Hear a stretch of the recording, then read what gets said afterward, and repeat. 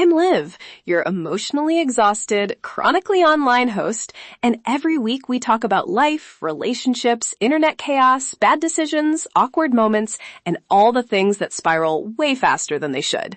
Today, I did a thing that sounds like a dare and ended like a mini-series. I handed my dating app over to my group chat for an entire week. No vetoes, no private therapy, just 3 friends with 0 professional qualifications and infinite opinions. Buckle up. This escalated quickly, and I promise it's safely ridiculous. Here's the promise. If you're cranky, drained, or need to feel better about your own texting skills, this is for you.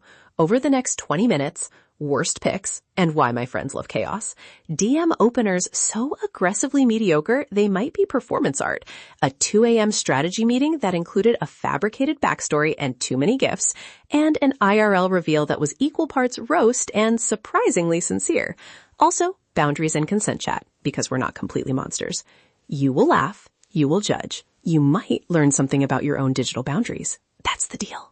Rules and cast, because framing is necessary when you put your love life on the auction block. Rule 1. I gave them access, but I set a hard rule. No revealing private message content without explicit permission.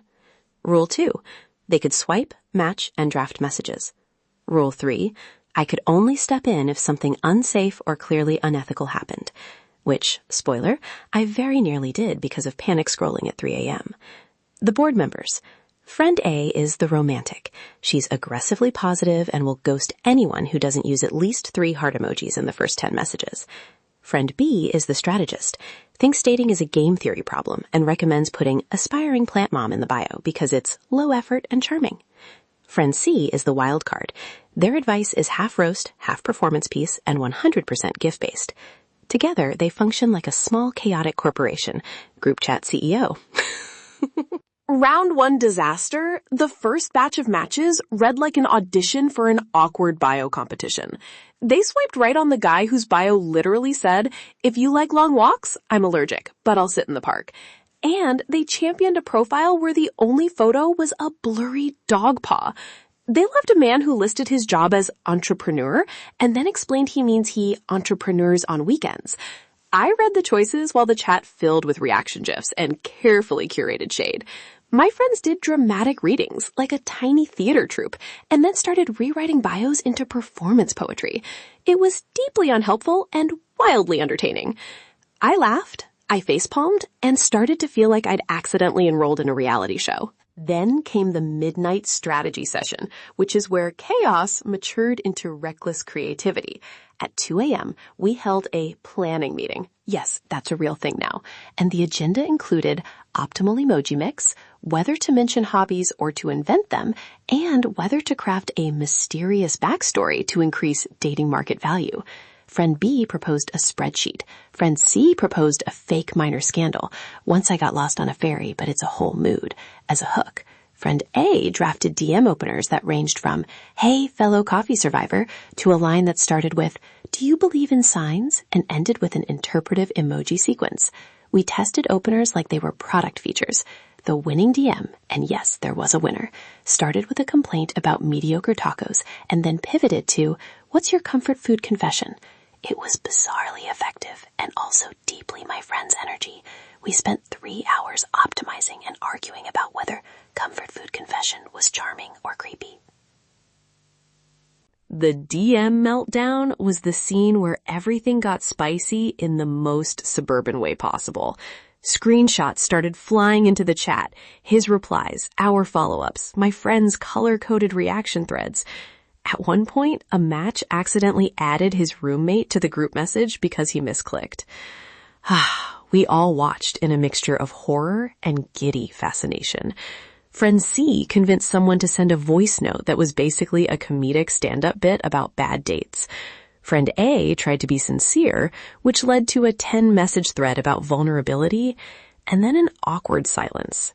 Friend B performed forensic message analysis and declared that a 3-dot typing indicator for too long meant they're either crafting a poetic response or, and then was abruptly proven wrong when the other person sent a single gif of a raccoon. It felt like we'd curated a live soap opera, and I alternated between mortification and the kind of grateful relief that comes from laughing at your own chaos. Through it all, I kept one rule firm.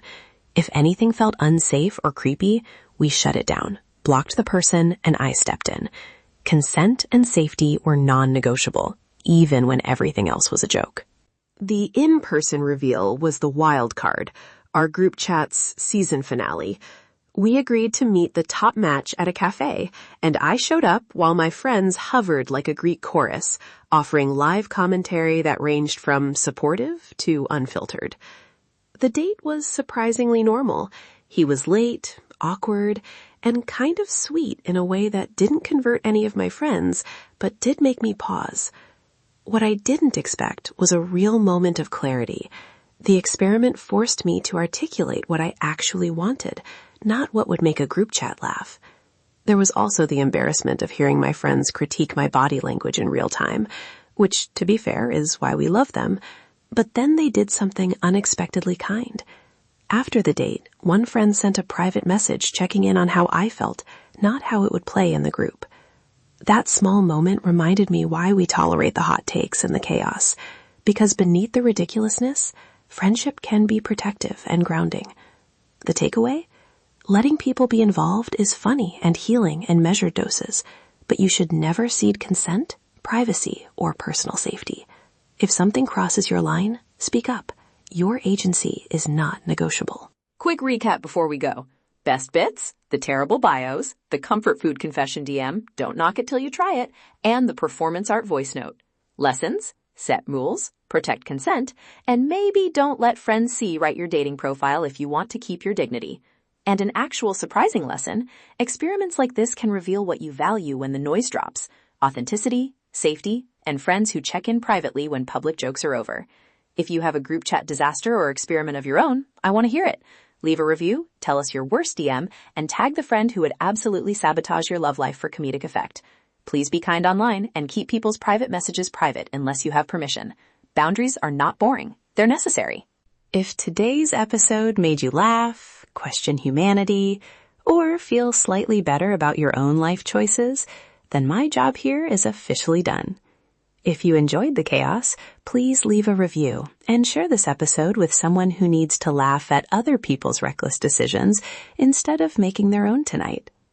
Follow the show so you don't miss future experiments in emotional oversharing. Stay chaotic.